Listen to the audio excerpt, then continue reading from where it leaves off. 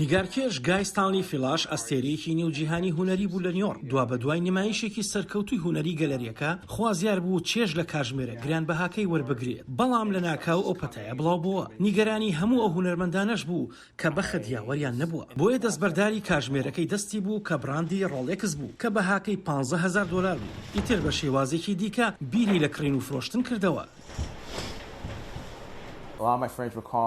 خەریکە ئیشوکارەکانیان لە دەست بدەن. زۆر لە هاوڕێکانم پەیوەندیان پێوە کردم. هەندێک لەوانە دەیانوت مناڵمان هەیە، بەڕاستی نەمدەزانی. پەیوەندیم کرد بە هاوڕێیەکمەوە، ئەو پێیوتم خەم مەخۆ، دێمە ستودیۆکەت و تەنها لە ماوەی 30 خولەکدا دەبێت سەرسامم بکەیت. وەک دەزانن گرنگ بوو بەلامەوە، بۆیە پێویستە بڵێم شتێکم نیشان بدە. منیش وا دەکەم. دەزانی کڕینی تابلۆیەک زۆر سوپاسگوزاریە.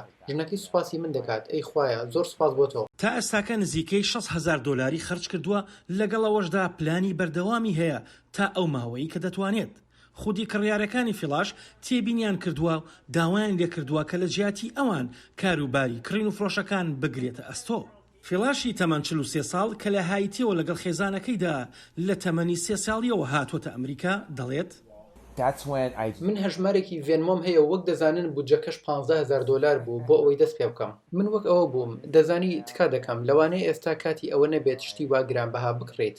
فیلاش بودجەی هەیە، بە دوای کاری هونەریدا دەگەڕێت کە نرخەکانیان لە نێوان $300 بۆ $500 دابێت. تەنها ئەو شتانە دەکرێت کە حەزی لێتی، ئەوەی پێ باشە دەیکڕێت، هەر لە شوێنە دوورەکانەوە تا لەندەن و تا نزیکترین ستۆدیۆی ئەو ناوە لە ڕۆژهەڵاتی هارلەم. کارێکی هونەری تێکەڵکراوی ئەبستراک کە لەلایەن مایکل شاننی دراوسەی ستۆدیۆکەیەوە دروستکراوە کردی بە پێشەنگ بۆ پیشانگایەکی هاوبەشی داهاتوو. ئەوە یەکەمین دەنگدانە بە متمانە بەخشین پارە. خۆت دەزانیت شتێکی لاوەکیە بە بەراورد بەو شێوەی کە من باوەڕم پێێتی. دەبێت باوەڕ بە خۆت بکەیت و ئیتر شتەکە بۆ خۆی دێتدی. دەمەوێت ئەوەت بۆ بسەلمێنم.